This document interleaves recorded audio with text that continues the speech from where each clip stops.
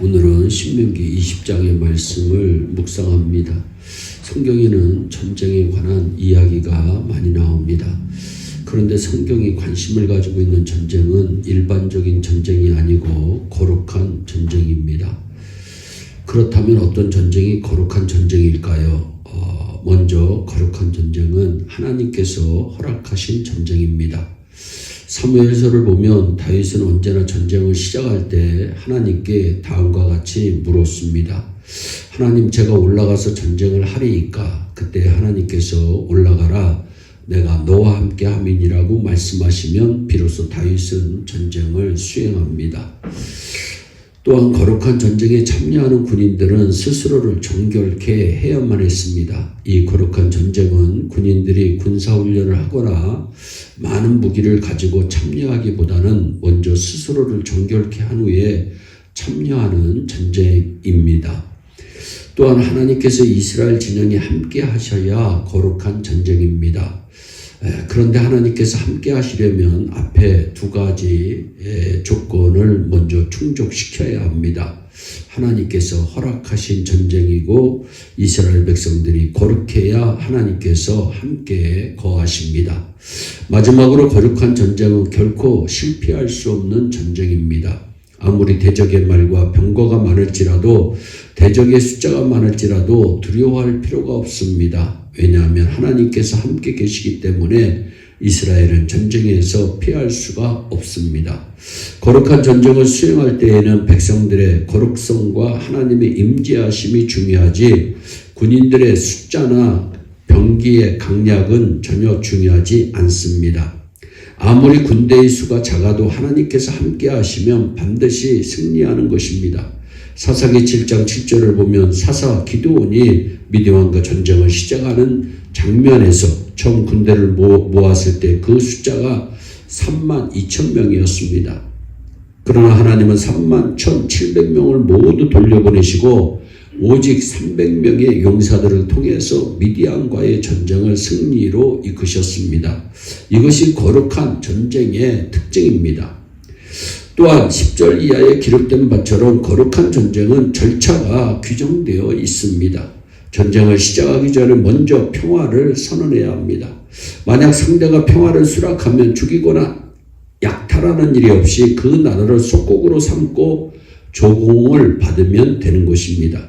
반면에 가나안의 성읍들에 있는 남자와 여자와 유아와 짐승과 육축은 가리지 말고 모두 진멸해야 합니다.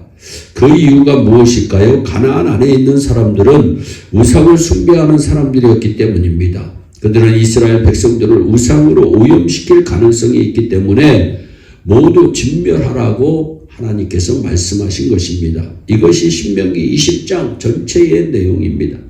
하나님의 전쟁 목적은 나는 너희의 하나님이 되고 너희는 내 백성이 될 것이다.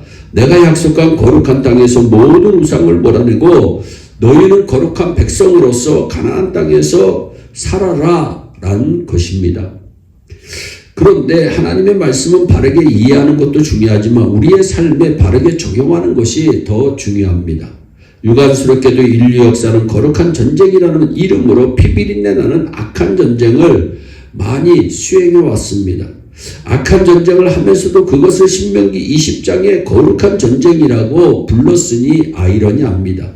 제2차 세계대전을 일으킨 독일의 나치스 아돌프 히틀러는 2차 세계대전을 하나님의 특별한 보호 아래 있는 하나님의 전쟁이라고 불렀습니다.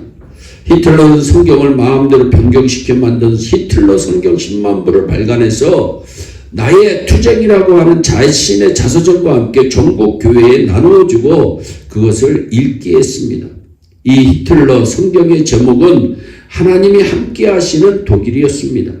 이런 독일군들이 유대인을 600만이나 학살하는 대참사를 일으켰다는 사실은 역사의 아이러니입니다.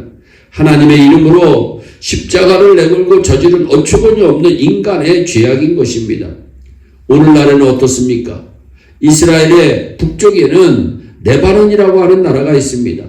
이 레바논에 정착한 테러 집단 중에 헤즈볼라라고 하는 집단이 있습니다.